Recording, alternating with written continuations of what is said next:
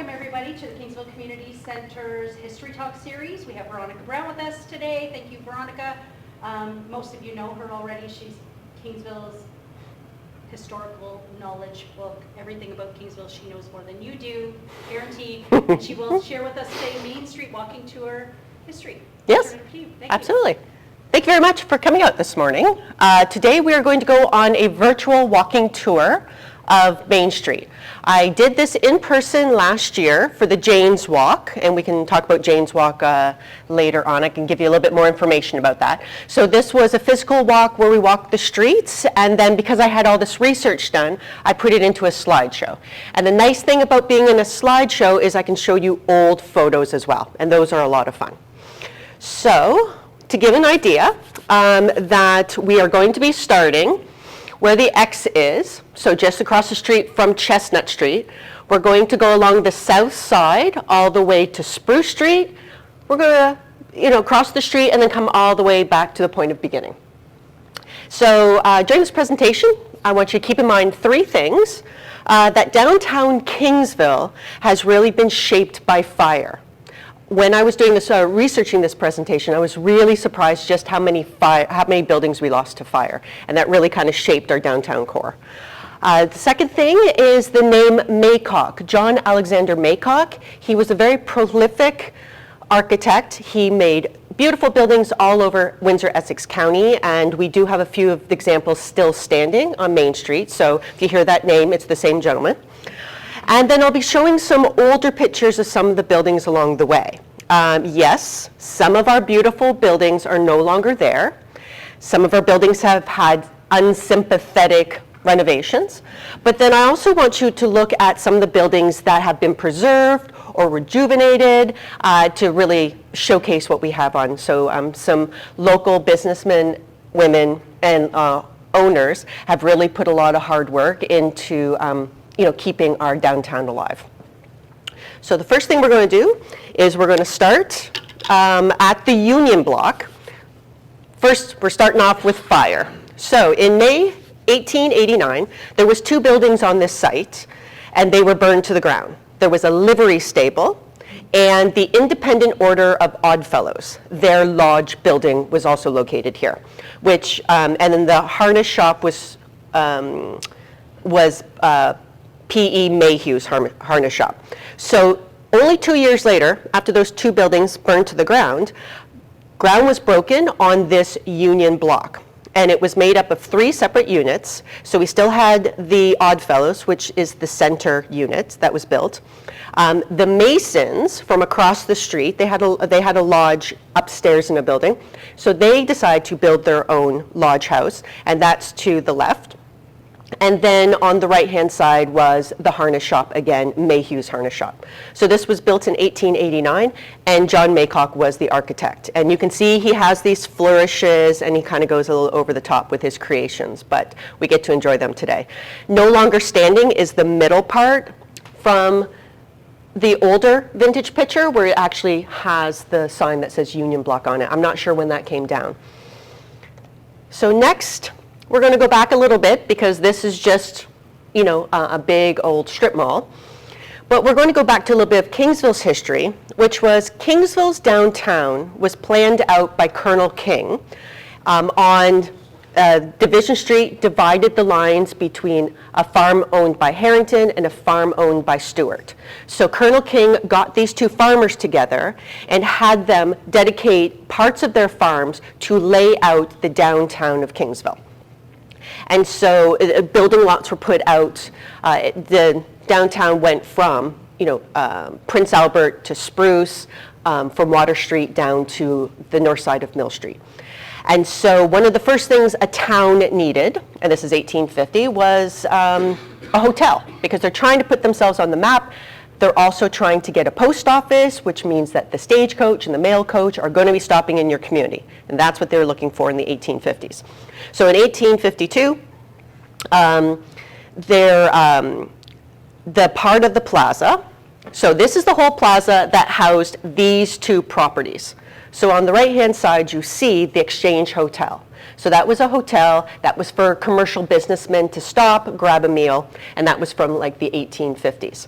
So It was severely damaged in 1911, and then it was turned into apartments and commercial space, and then eventually it was torn down in the 1960s. Now, the part of the plaza to the left was actually, before this building was built, was the original town hall of Kingsville. They built a town hall in Main Street West, and it was built there in 1852, which is the year they received the first post office. And then it was, after that, we got the new town hall where the post office is now in 1883. Then it was torn, the old town hall was torn down, and the Grenville block, a commercial block, was built there by George Grenville. Later it became the Salmoni block, for people who remember that name.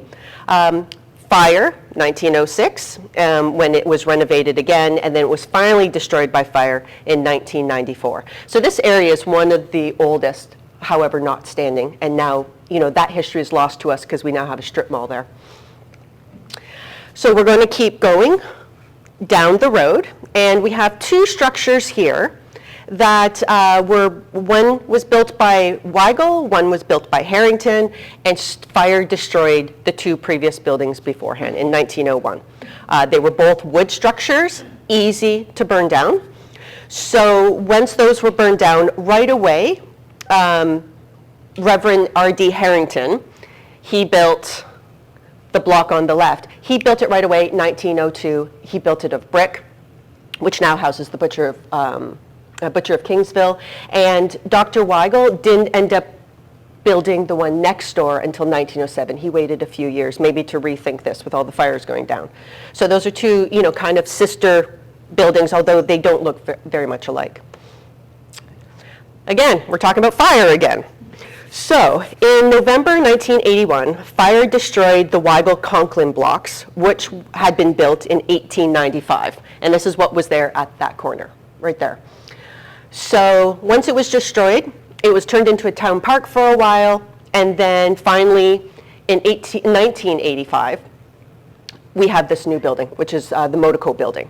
And I will quote from the newspaper at the time, which is, "The Motico building's architect, quote, worked closely with the town, Motico and Nova Goldsmiths, so that the building would blend in with the present decor of the downtown area." Also included was, quote, "a gift to the people of Kingsville of a triangle of land to replace the loss of the town square." And so that's why there is that large triangle in front, where now we have like the clock tower and some beautiful planters and things like that. But so that was dedicated, that's why they didn't bring it all the way to the corner. I'm not sure if it blends with the present decor, but I will say it's a very 80s building, and it is what it is. And actually, if you stand at the four corners and you see, which we'll talk about later, the older building, which is the Conklin building where the CIBC Bank is, and you see the Motico one, you do really see a community that is forward-thinking. We're honoring our past, but that we're not living in our past. So in the 80s, they were forward-thinking. They were trying to modernize the community. And, you know, we can discuss whether they achieved that look or not. This is an interesting picture, an aerial view of the aftermath of the fire when the Weigel-Conklin building had come down. So, and this took out a couple other blocks that were on Division South as well. So it was pretty extensive, amazing fire. So now we're going across the street to go over to the Conklin building. And this is where the CIBC Bank is right now. Now, I refer to this as the Four Corners. I think a lot of us still refer to Main and Division as the Four Corners. But back 100 plus years ago, it was called King's Corners. And that was because, to go back when Colonel King had was trying to develop this town center, when he talked to Harrington and to Stewart, say, hey, you know, kind of like, you know, let's divvy up some of your land.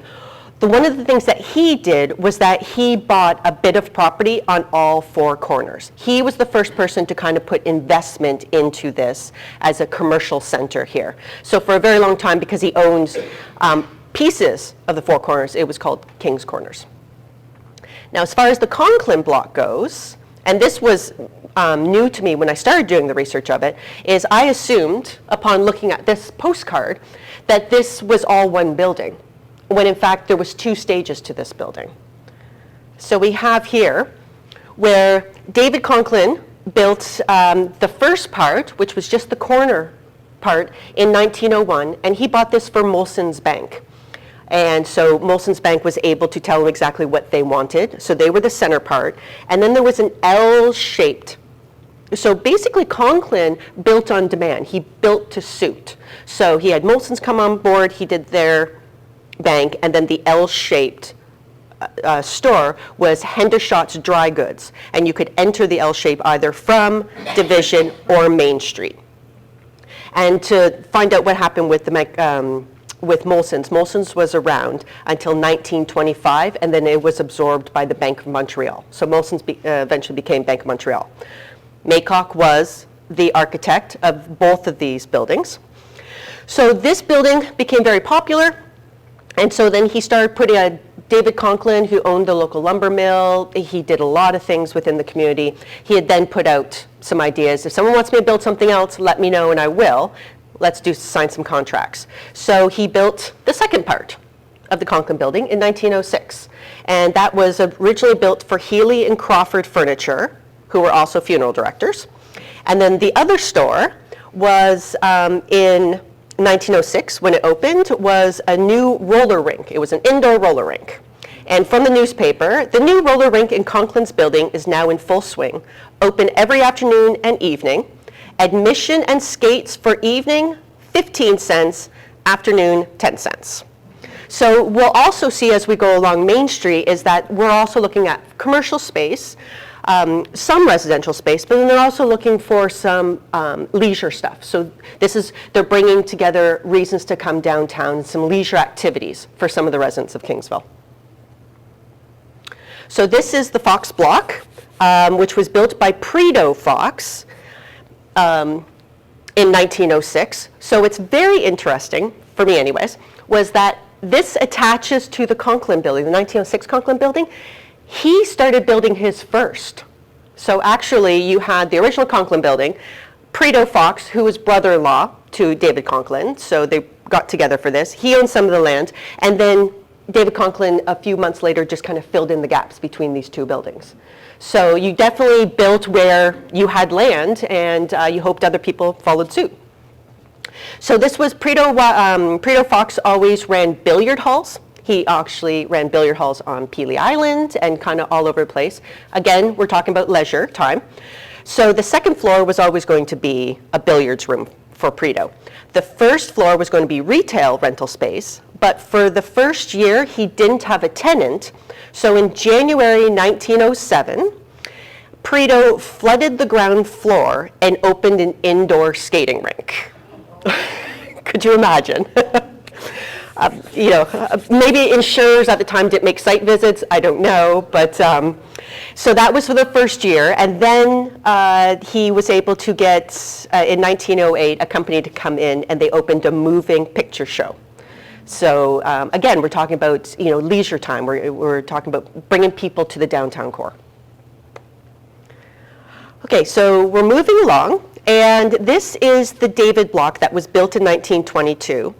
And this is named after a gentleman called Wassiv David, and some people might remember Wassie David.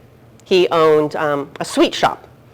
And so Wassiv David was born in Mount Lebanon in 1875, and he emigrated to Detroit in 1898. After working 10 years as a machinist in Detroit, he and his wife and their children moved to Kingsville. And originally he opened a grocery store next door in the Fox Block. But then he was able to build two buildings on Main Street. This is the second building. This is the second commercial building built by Wassiv David, and we'll show the next one. This is the first one, which is next door. This is the first building that he built in 1910, so very successful at the time. Interesting is that he kept getting tickets, let's say. One is because he sold sometimes the newspaper, it would remark upon the fact that he had gotten a ticket for selling beer that contained too much alcohol. So, you could only have 2.5% alcohol, and he would sell beer with a little bit higher. And he kept getting fined for selling fruit on a Sunday. So he would open up and sell candy and fruit on Sunday, and quote, in 1911, it was reported in the Kingsville Reporter, quote, "For the privilege of selling fruit on Sunday, Wasif David, the Assyrian fruiter, paid $7 to the police magistrate." So $7 was a hefty fine. So, but he was a beloved character in town, and I do know some people who remember, oh yeah, Wasi David, we used to go buy candy from there. So next door to the David building is the barber shop that was built for Charles Field in 1909. So he ran as a barber shop from 1909 to 1920. And then from 1920 until 1948, it was the telephone exchange for here in Kingsville. And then as reported, and so this is in 1920, it was reported in the Kingsville Reporter. In 1905, there were 50 phones in operation, and one girl attended the keyboard, and even then did not have much to do. Today, so we're to 1920, 15 years later, today there are nearly 300 phones and 6 operators. So a big jump just within those 15 years. And then by 1948, of course, it outgrew that small little building, and then now it's gone back to being a barbershop, like it was intended for.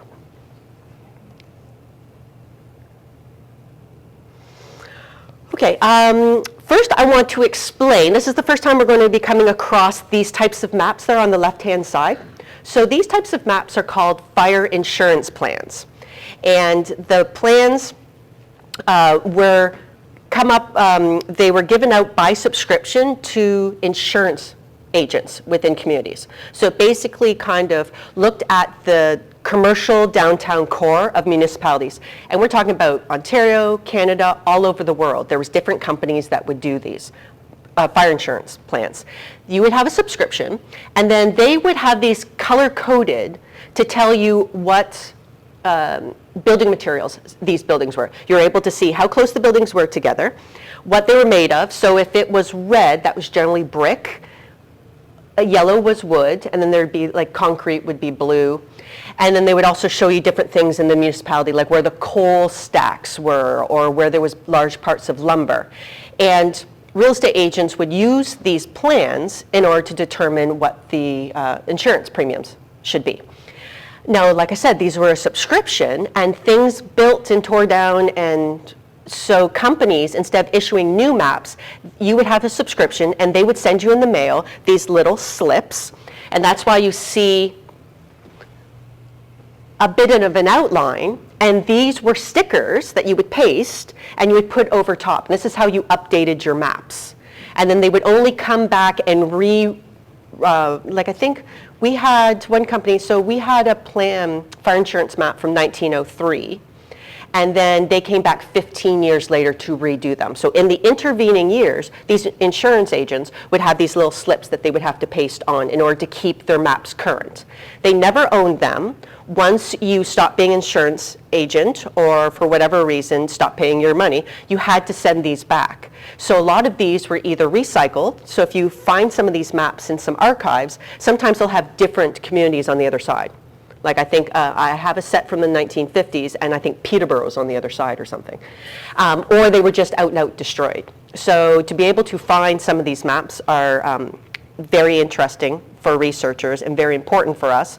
So I have a set from 1950 of Kingsville, and then I was able to get copies from like Western Ontario Archives, and I think I ordered some from the Library Archives Canada in Ottawa. So these are things that I use because they're definitely tell you exactly like when buildings were there or not there.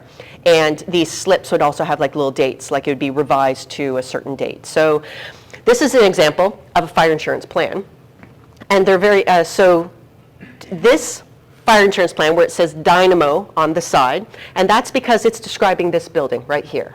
So this is the electric light plant for Kingsville that was built in 1898, and it was privately owned. Our, electric light in Kingsville was privately owned by George and Bon Jasperson and David Conklin. I said he had his fingers in a lot of pies. And from 1899 newspaper, it says, the plant provides arc lamps for street lighting and incandescent for shops and residences. The company is prepared to furnish light to factories on the most reasonable terms. The new glass factory, which is just starting here, is lighted throughout by this company. So yeah, so in the late 1890s, we had local light, and this is where it was powered from. And the building still remains. Again, we have a fire insurance plan here. So, like I said, the last fire insurance plan that I have for this area is 1950. And so, as you can see, where this building is right here. So I'm not sure when that building was built, but I can definitely just say it was post-1950. And I'll be honest with you, anything that's built after 1950, I'm not that interested in anyways. But this gives you an example that I can definitively say, okay, these buildings are post-1950. Here we have Ernie's TV, which started out as the Dawson and Weigel's Farm Implements warehouse, which was built in 1921. Now, it was built in 1921. The thing is I'm not totally sure if this is the original building or not, because when it was originally built, it was a one-story concrete building. So I'm not sure if it was torn down and this was built, or if the second story was added. So this is one of the things that I still don't know about. And before Ernie's, for my older residents here, it was Rondelet's store. People remember Rondelet? That was the precursor to Ernie's. Okay. Here we have two shops that look like two shops, but they started off as one. So this was built in 1925 by George Hall, and it was for a garage and oil station, as was referred to. It was built on land that was owned by the Kingsville Lawn Bowling Green. So before this big building was built, that's where people, again, we're talking about leisure time coming uptown. Could you imagine there being a lawn bowling park on Main Street? So when this was built, it talked about the part that will be used as a garage will be 50 feet by 132. A bowling alley and billiard hall, 50 feet by 110, will be on the west side, and the back of it will be a workshop. And then, now we're talking about 1925, so people are really getting on board with buying automobiles and cars. And it said in the newspaper in 1925, the town will have, when this building is finished, 5 garages and 7 oil stations. So we really got on board with the cars very early. So, and this is an early photo that shows the building, how it was built. And you can see from the fire insurance plan that there's the open. So you would actually drive into the building, which was open, in order to get your petrol. So that's one of the things I like about these, one of the many things I like about the fire insurance maps is because it kind of gives you a little bit of insight into how buildings were configured. So here we have a small little building that was built in 1940 by Keith Weigel, and it was for consumers' cold storage. And this is for people who did not have freezers, access to freezers. You could have your meat lockers there, and I believe he used to be able to dress your kills as well. The interesting thing about Keith was that he lived on Jasperson Lane, and in addition to having this cold storage place, he also operated a sorghum mill. And sorghum was very popular during the Second World War, and so that's where you could. So he was kind of, into a lot of, and it was around the Second World War. So yeah, he was building the cold storage, and he was farmers could take their sorghum there to have it treated and boiled down. Okay, so the east end of Main Street, very unusually, it was really compact as far as the building. It was a very dense building. But for a very long time, it was pretty wide open, Main Street East, the south side. And this is taken from the 1950 fire insurance map, and you can see just how open everything is. And so that's now where that strip mall is. And whereas opposed to the strip mall that is on the west end of Main Street, that kind of replaced 2 very old buildings that were very busy. This was just kind of all wide open with a gas station and a house, by 1950, all that property was open. And then so we have St. John de Brébeuf that was able to open up their church in 1949. We're crossing the street now. We've gotten, because St. John de Brébeuf leads us right to Spruce. We've crossed the street, and this is a house built by Harry Cooper. Harry Cooper was with his father and his brother. They were bakers, longtime bakers here in Kingsville. And so he built this in 1918, and he named it Rose Aaron. I always love when people give their houses names, and so I always try to document them. Also in 1918, it was reported that Roscoe Cooper bought out the bakery business of his brother, Harry J., so perhaps that's where Harry got the money to build this house, and has taken charge of the bakery, but Harry retains the confectionery and ice cream business. So they, perhaps when he sold out to his brother, he had enough money to build this house.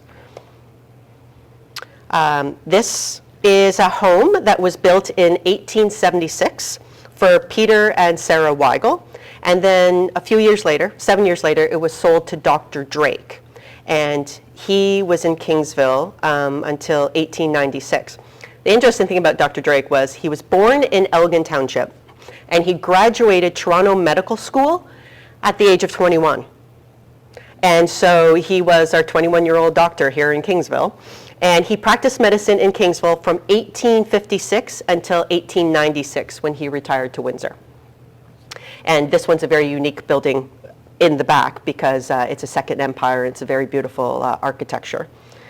Now, after Peter and Sarah sold the big house to Dr. Drake in 1883, they built this kind of smaller one. So they were downsizing a bit, but they still liked being on Main Street. So they built this small little cottage.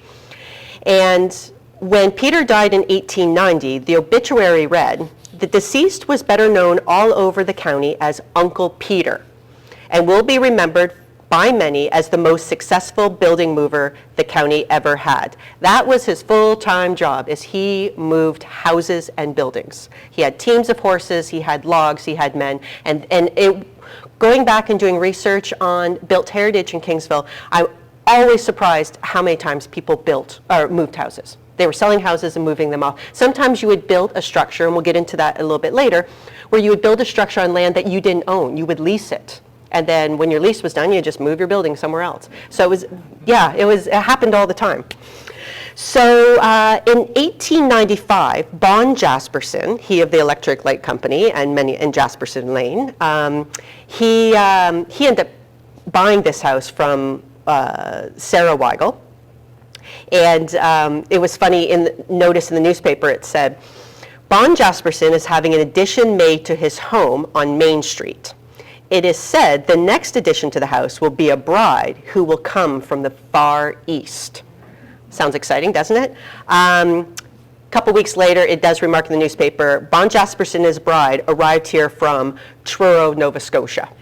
So I think at the time that was considered the far east. Here we have another Cooper house that is on Main Street East, and this is John Cooper of Cooper & Son Bakery. He built this house in 1914 for $4,000. And actually, if we go back to, we have here. So we have Peter and Sarah built this house in 1883 for $1,700, and then this is what $4,000 gets you a few years later. So we're getting to a part of Kingsville's Main Street where it used to be a residential area, but then houses were moved or torn down to make way for commercial buildings. And so this happened here. So when we talked about the Cooper house, that's just to keep reference of where this is. That's the Cooper house, which is still standing. There was two houses here, a brick house and a wooden house, and they were torn down to make way for these two buildings right here. And the Cooper house. And I will say that the brick house was torn down, but the little yellow house that's in the middle, it was built by Thomas Waggett. It was a Waggett house, and it was moved, it was donated and moved to Heritage Village. So the Waggett house that stood there is now at Heritage Village that you can go see. Again, we're talking about tearing down houses for commercial space, and so there's this beautiful, the Bliss House, which was actually built for Francis and Julia Webb in 1913. Dr. Bliss lived there for many years, and it was torn down in 1985 to make way for the Big V drugstore, which is now, of course, is A&A Flooring. So it's a shame that we've lost some of this built heritage, and the commercial properties that, buildings that were put in their place, don't really match the beauty and the scope of what was there before. Progress. So now we have this building, which was the original fire hall for Kingsville.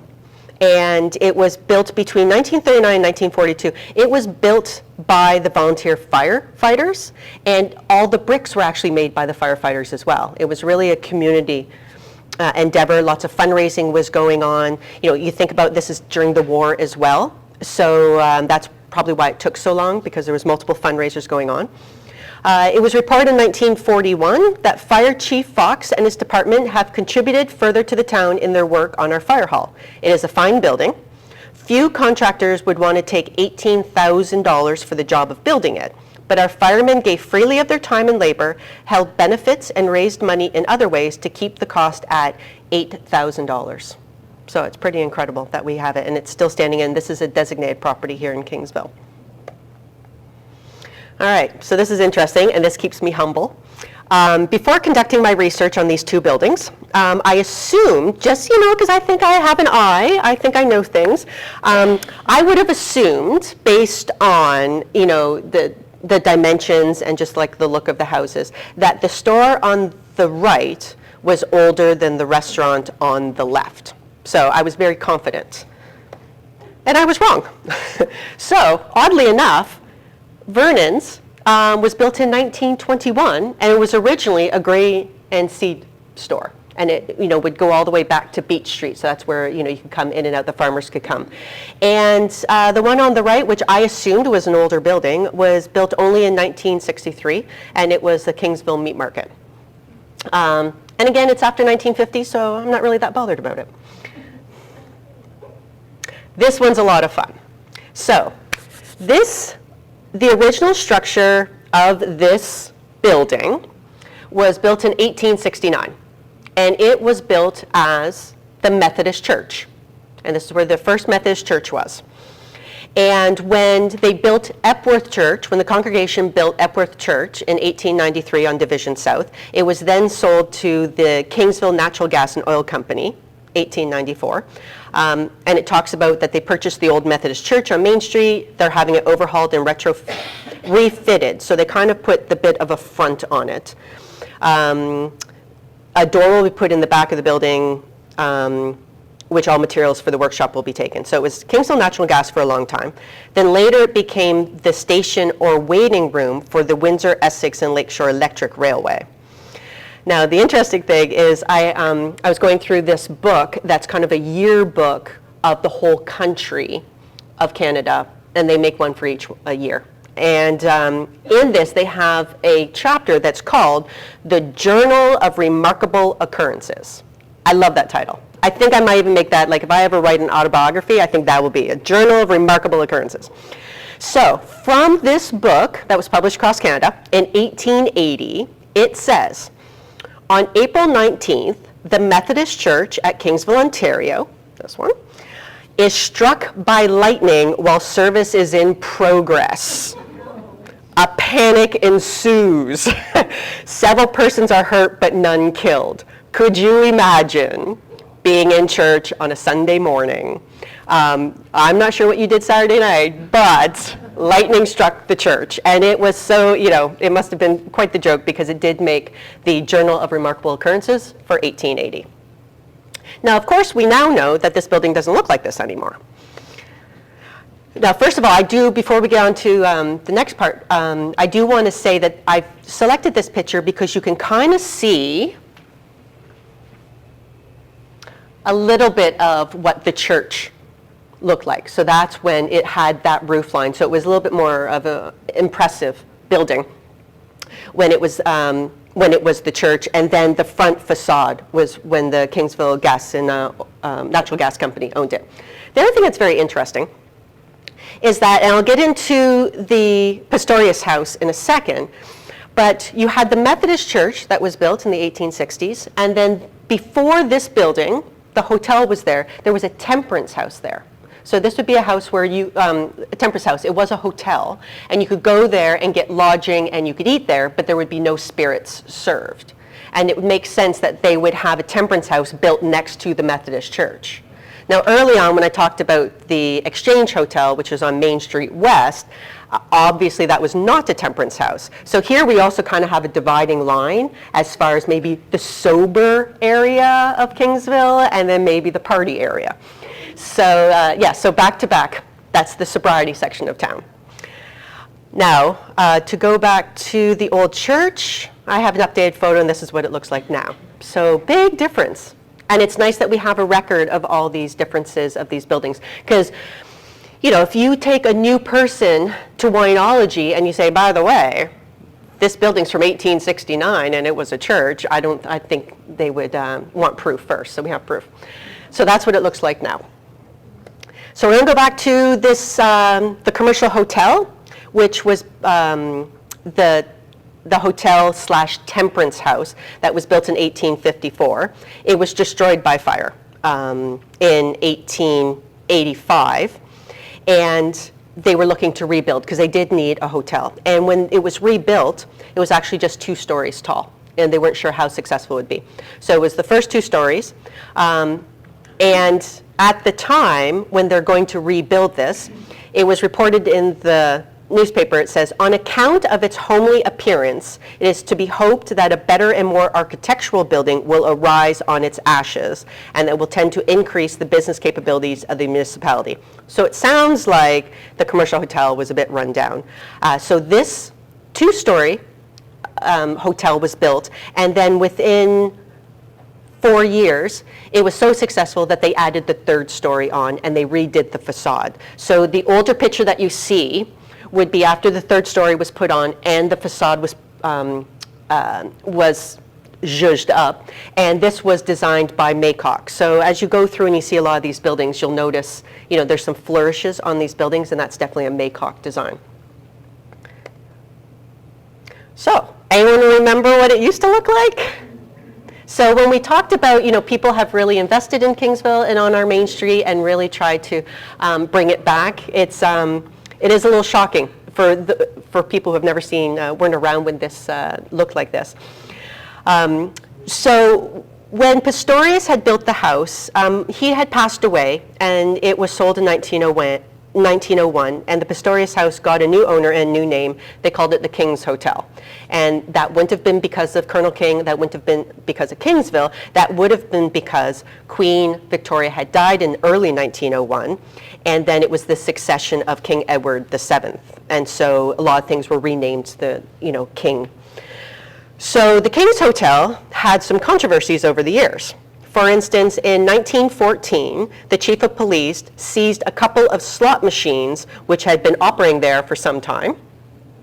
And then, not unlike Wasif David, in 1917, informations were laid today by Inspector Stone before Police Magistrate Smart against the King's Hotel, charging them with selling beer containing too much alcohol. And I think later on in the 70s, there was also topless dancers here too. That's when I see Terry nodding. All right, first-hand knowledge, okay, we'll talk later. I heard they were French girls from Quebec. That's why, you know, kind of like, you know, Nova Scotia is the Far East. Here we have the old post office, and this was in 1912. The federal government purchased a corner lot, you know, that corner lot on which to build a post office, but the project was stopped due to the First World War. So the federal building that we see here, which was the post office and the customs, was finally not built until 1936. So the federal government still had that property and kind of got torn, you know, there was talk in the newspaper about it was a bit run down, full of weeds, and the Horticultural Society had to go in and kind of, you know, clear out the garbage and everything because it was just kind of sitting there for, you know, 20 plus years. This building, unfortunately, was torn down after the new post office was built on the corner of Division North and King Street, where the post office is now. And of course, now we have the Bank of Montreal. So in 1900, Charles Quick purchased James Smart's 3-story Mammoth store for $4,000. So we have a picture here, and this was also the original post office too. And this is Smart's Mammoth store, and it was built in 1877. 8 months after he purchased this building, it was destroyed by fire, burned to the ground. So he started rebuilding at once, and he opened his grocery and dry goods store in the summer of 1901. So I know it doesn't look like a 1901 building, but it is a 1901 building. And yes, there is brick under the shipping container cladding. So you can even, if you look, at some of the detail, including the windows and everything, this is what the building looked like. And then now this is what we have uptown. And even as far as like that corner entrance, that was changed in 1932 when it talked about Quick & Sons are overhauling the front of their store, taking out the corner door and extending the corner to the street line. So yeah, it's a 1901 building underneath that. Next, which is very interesting, we have a large store, but it actually was two separate buildings, built quite a bit apart. So we have, again, from the fire insurance plans, we have a building on the right was built in 1885 by Middo, and then next door, 1907 by A.J. Weigel. So both stores were purchased by Henry Lehman in 1924, and then he had the brick facade put on to kind of make it look like one building. But they're in fact two different buildings and, a few years apart as well. Next, we have fire again. This is a picture of the two stores that had been there. So this was a drugstore built in 1886. And then this is where the Kingsville Reporter was. And that building was 1876. And then they were both burned down by fire in 1889. And now we just have one-story commercial buildings there now. And next, we have two commercial buildings that replaced, again, two one-story buildings. So on where the brick building is, that used to have just a one-story meat market. And then for the longest time, it wasn't that long, the building on the right, which started out as a barber shop, and it was built in 1903. That actually stuck around until just a few years later when it was torn down for the Century 21 building to be built. And I think it's interesting because it does kind of seem like they've kind of paid homage to the original building because they have the big picture window, and then to the right they have the entrance there. So it's kind of sweet that they've retained some of that to the original 1903 structure. Okay, so these two buildings, because I'm pairing them together because they're very difficult for me to date, because this property that these two buildings are on were actually, the property was owned by the Oddfellows, and the owners of the building leased the land from the Oddfellows. So I talked to you before about how you would build on something and not necessarily own the land. So in 1896, there was a notice for sale. The undersigned has been instructed to sell the building now occupied by Charles Dalton as a tailor shop and dwelling house. The purchaser will be entitled to all the rights of says Charles Dalton under a lease and agreement for renewal for 5 years in 1893 of the land upon which the building stands. By arrangement with the owner of the land, a satisfactory purchaser will be able to obtain further renewals, or the purchaser may move the building from the land. The building must be sold and can be had at a bargain.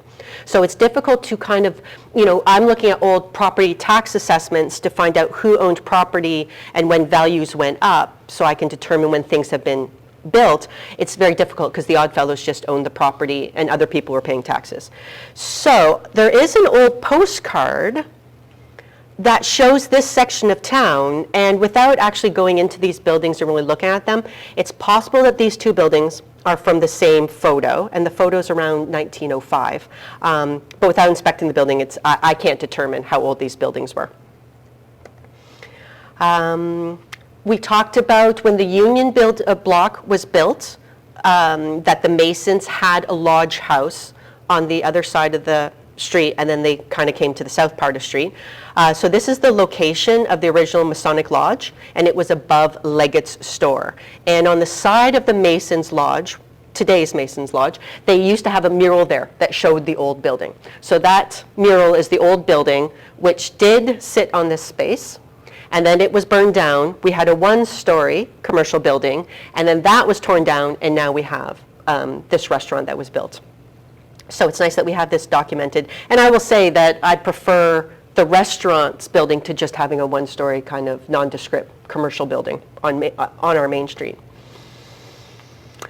This beautiful building is Maycock designed. We have flourishes. And this was built in 1891 for a gentleman named James F. DeJong. And the following year after he had this built, it was reported that during the time that James DeJong has been a citizen of Kingsville, he and his movie have gained the highest esteem of the townspeople. And it is with the deepest regret they learn that he has become insane.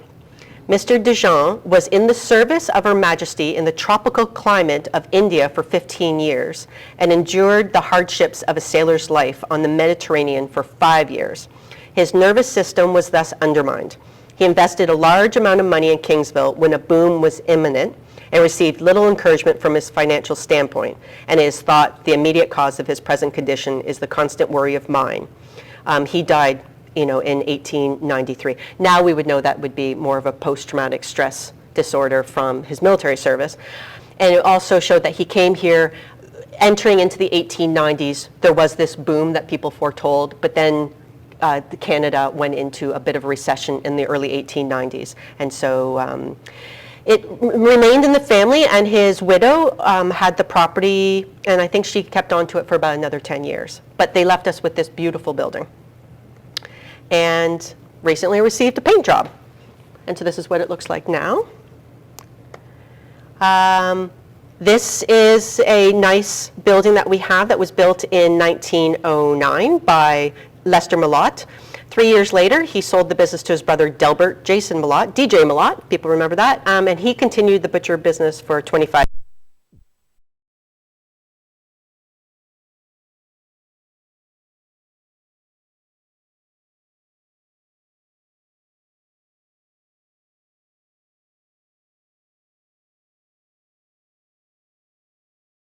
years.